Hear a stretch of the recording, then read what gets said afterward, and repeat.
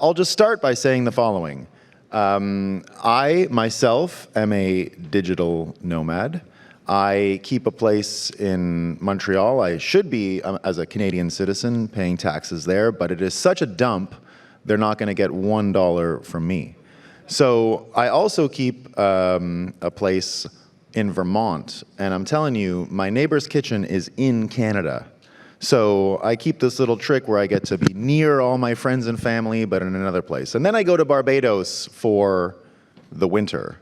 So I never hit the threshold anywhere. But I'm telling you, I'm trained as a lawyer. I worked in immigration law before Bitcoin. And it's a lot of work doing all this stuff. I mean, and I don't recommend it. You kind of have to have a talent stack to navigate it. But luckily, I'm joined by people who will make this thing much easier and more accessible for you. So a little bit about what each of you do and the products and services you offer to help people become nomads and break out of this tax scam that everyone is caught in. So Katie, let's go with you first. As you mentioned, Katie the Russian on Twitter, and I'm a CEO of PlanBPassport.com, where we help Bitcoiners to obtain second citizenship or residency for your benefit. Currently, we work with 9 different jurisdictions. We specifically cater to Bitcoiners, so we just try to add the jurisdiction that you all are interested in and drop those that are for fiat people. So that's what we do. Awesome. Now, let's hear about the St. Kitts situation, because you were telling me off in the back, and it's a lot more attractive than my convoluted system. Sure. So good morning, everyone. My name is John Zuliani. I'm the CEO of Passports for Crypto and the president of the Royal St. Kitts Hotel. The Royal St. Kitts Hotel is an approved development under the Citizenship by Investment program in St. Kitts. So we specialize solely and focus on helping investors and Bitcoiners get citizenship in St. Kitts. We're a little unique because of myself. I actually live and eat, breathe, and sleep it. So I'm Canadian, and I was just giving him a hard time that what he does sounds like a lot of work and a lot of headache. In 2006, I renounced my residency in Canada. I moved to St. Kitts. I travel and spend a few months a year in Florida, a few months in Canada, and a month or 2 in Europe, and I haven't filed an income tax since '06. So we'd be happy to help anyone who's interested in doing the same. And Michael. So I'm here, I guess, for 2 reasons. One having to do with Greece, and the other because I'm going to concentrate on this one, Puerto Rico. I was the first person from the crypto world to move down to Puerto Rico to take advantage of the investor and software and services decrees. There are 2 separate decrees. One is for personal, one is for business. If you're just a trader, you don't need the business one. If you're just a business, you still kind of really need both. Otherwise, you're going to still pay a lot of U.S. taxes work on your worldwide income for your services company or software company. And they consider basically anything in crypto to be, and in Bitcoin, to be software as a service. If it's a wallet, if it's an exchange, if it's consulting services, very few things that don't count under the decree like legal services. But yeah, and I'll get more into it. But I live in San Juan, Puerto Rico. I've been there for 8 years, and I moved because I didn't want to pay capital gains tax to the IRS on my Bitcoin, which was, I think, $400 when I moved. Now, you're mentioning the reasons why you want to get out. Now, Katie, you look at an entire map and help people decide where to go in, where to go to. So what's that process like? How do you get people to look at that? What are the important factors that should go into deciding and personal decisions that people have to make? Yeah, absolutely. Well, first of all, not all of my clients are actually moving to those jurisdictions. For many Bitcoiners, it's truly a plan B. You all are familiar with 6102 in 1933. American government came after gold holders and seized all their gold assets. Now, obviously, they can't seize your Bitcoin, but they can come after you physically. And in this scenario, you just want to get the fuck out. And you want to have this exit strategy ready. You want to have a hedge against your current government. And that's what a lot of American clients do, because they can't really get out of taxation as they want to, unless they're ready to go to Puerto Rico. But having this insurance policy is what a lot of people actually want to do. Now, if you actually willing to relocate, and can I just define the term flag theory? I'm sure you're all familiar with flag theory. My definition of it is a strategy to limit your dependency on any one particular state by obtaining or stacking flags in a jurisdiction that are beneficial for you in various ways. It could be a legal entity in one country. It could be a citizenship and a residency in the other one. It could be truly a bug-out home somewhere on a fertile land. So first thing you need to understand is what are your actual threats and attack vectors, right? Based on that, just like in every security model, when you're strategizing for your Bitcoin security model, you're doing the same. What are my attack vectors? Is it IRS? Is it any other three-letter agency? Is it my ex-wife? Like, think about it. And based on this, you build your own security system. Flag theory and jurisdictional arbitrage is a security system of some sort. So what are your attack vectors? Based on that, we'll strategize what tools from the flag theory toolbox you can actually utilize and what you will benefit from. And then we'll pick the right jurisdiction for each of the flags. So that's my practice. So shopping through this catalog of decisions, really important. But John, you've actually helped inform policy. So when you're helping inform policy in one jurisdiction like this, what were those factors that you said would be the most decisive and attractive as you built this system out in St. Kitts? So for people in this room, let's focus on Bitcoiners, right? What about St. Kitts is attractive compared to the other four Caribbean citizenship programs? So once you've decided that you want to go to the Caribbean, why would you want to pick St. Kitts over St. Lucia, Grenada, Dominica, Antigua? Well, only Antigua and St. Kitts are 0% income tax if you're actually going to be renouncing your U.S. citizenship and moving there. St. Kitts is the only CBI program that will allow you to use your crypto wallet as a source of wealth and proof of funds, because you have to demonstrate to the government that you're not going to become, that you're going to help and have enough funds to cover your own expenses and not be a drag on the government by any means. And then number 3 is what are the benefits of having that citizenship in this industry? So with the St. Kitts passport, you can KYC on any exchange, right? So if you want to access Binance for some leverage or whatever the case may be, we just got a boost in Canadians applying because now Canadians are being banned from Binance, right? So it's really based on what your needs are. If you're not willing to give up your US citizenship, no problem, but one day you might. And the first step is getting your second citizenship in the jurisdiction that's going to benefit your future the most. The St. Kitts government as well is very open to business in this industry. Roger Ver from Bitcoin.com has been registered there with all of his companies since 2013 or 14, something like that, since he renounced his US citizenship.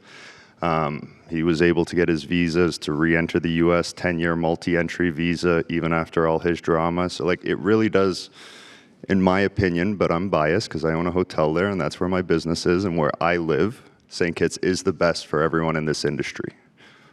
But I'm sure some of the other countries have other benefits that I haven't gotten to enjoy or use yet.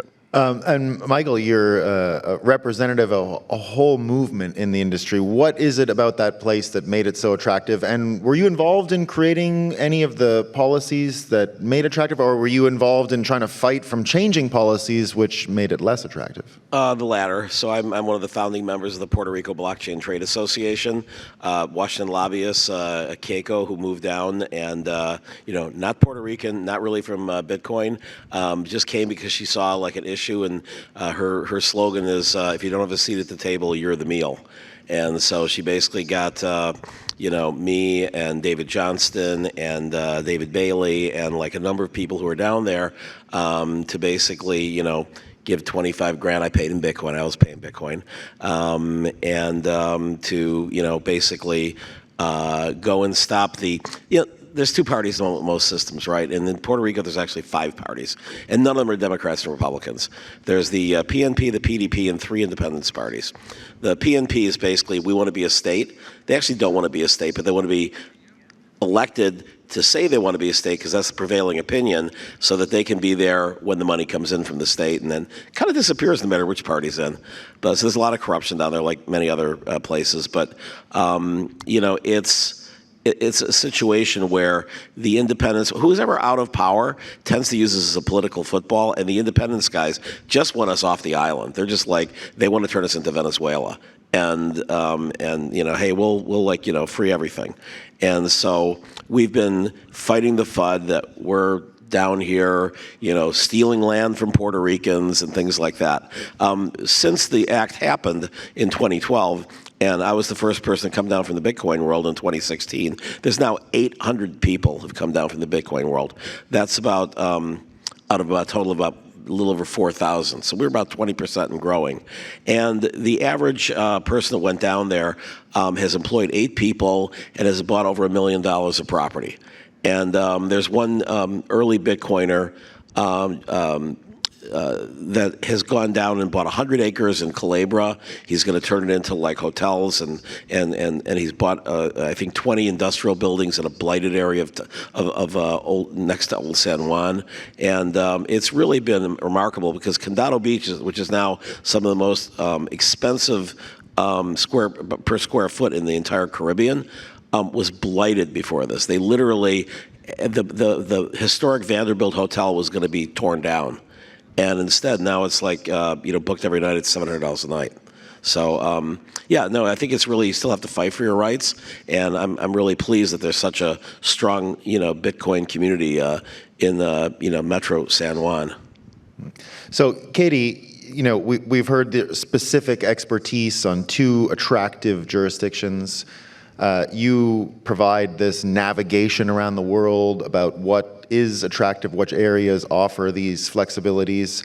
Are there any rumors out there about more coming? Are there more gaps happening? Is flag theory and jurisdictional arbitrage increasing? Is it exactly as we heard in the sovereign individual, where places are going to start becoming competitive to attract people? Yeah. So it's an ever-changing industry for sure. And you probably read Human Action, you've read Gigi, so you understand follow the money deal. So that's basically what's happening. A lot of jurisdictions who realize that they need to attract capital, they need to attract new citizens coming in, building things. They realize that citizenship by investment, residency by investment, or simply a good regulatory environment, good tax regime is what's going to attract people who build. We've already seen El Salvador coming out with a new bill with zero corporate tax for all tech companies. So that's definitely going to attract capital, right? But at the same time, we see the other changes in the industry, mostly in the EU in the area. There were a lot of interesting programs back in the day, Cyprus, Portugal, you're probably all familiar with. But they are part of the EU, and EU pressure gets to them, and this whole geopolitical game of pressure is taking place in the industry. So it either needs to be countries who are willing to make a bold move, like El Salvador did, or it needs to be countries like the Caribbeans. For them, it's an income stream. They can't lose it. So they try to make the program as attractive as possible, while also really maintaining relationship with other treaties. Like they all have, visa-free access to EU, all the Latin American countries, and they also have a lot of pressure from the US. So it's like a game of power, geopolitical bullshit that takes place. And because of that, the industry is really ever-changing. So what you knew about citizenship by investment industry 2 years ago, probably not true now.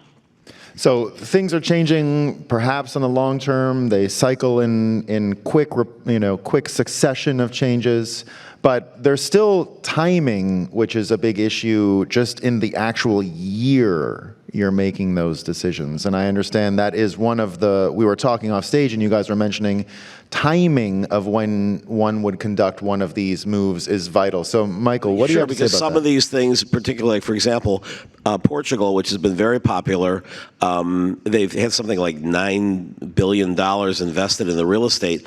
Every year they started making it tougher. They said, okay, no ability to go and buy a home in Lisbon because they thought prices in Lisbon were going up. Again, some places think that's a good thing. Other ones are like, oh, the poor people can't afford. Well, they're not buying €500,000 homes anyway, but it's political, like you said. Then all of a sudden they stopped Lisbon, then they stopped Porto, and now they're stopping the whole program. even though people want to go. There are other programs. I've been intimately involved with a program in Greece, which is $250 to get in, similar benefits. What I found an interesting thing is we're in the process right now of setting up a venture capital company in Greece. So for $100,000, you can go in and get your visa, and then you just have to make your capital calls for the next 3 years for a total of 400. Portugal was, I think, 1.6. So they all have different rules. They're all either ramping up, like Greece and Estonia. Estonia has only had a golden visa since 2020. They're at 1 million right now, and I've been talking to them about saying, you should get it lower for tech startups. And, and I think that may have some traction.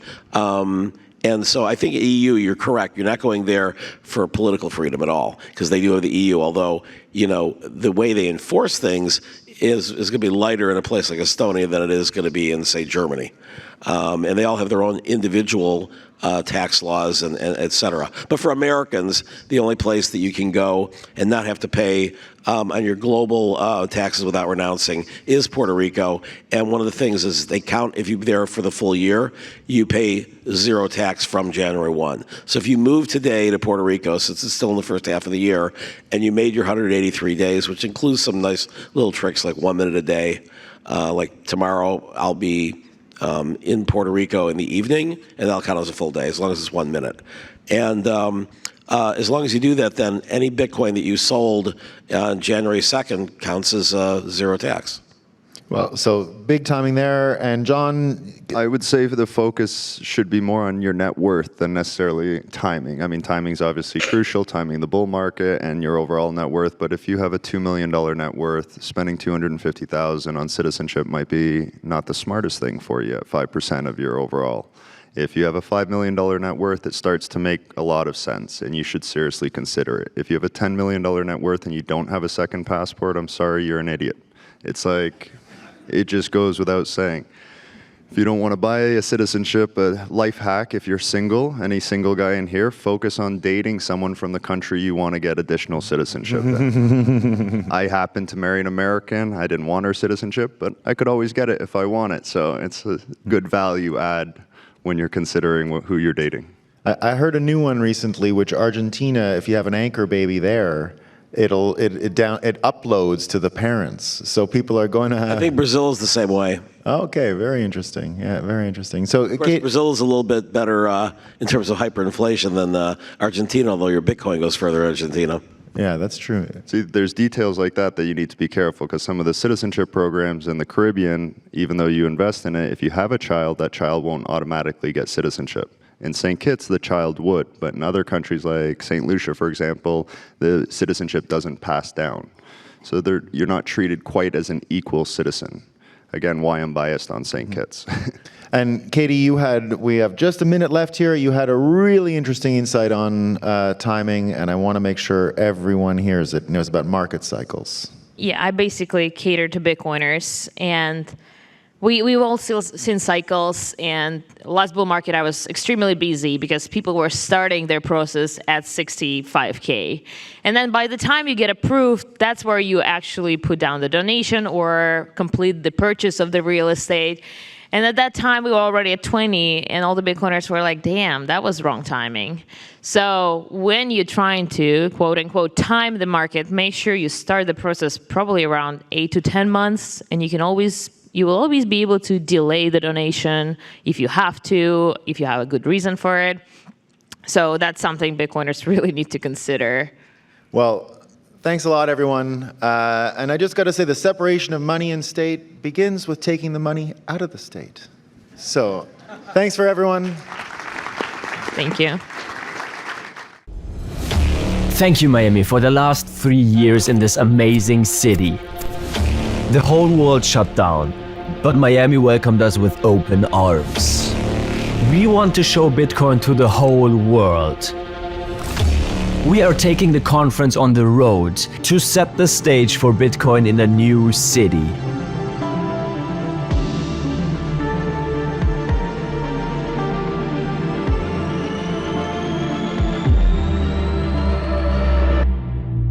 Nashville. Bitcoin 2024 is coming to Nashville in Tennessee. A city that is known as a music and freedom city. Bitcoin 2024 in Nashville from July 25th to 27th.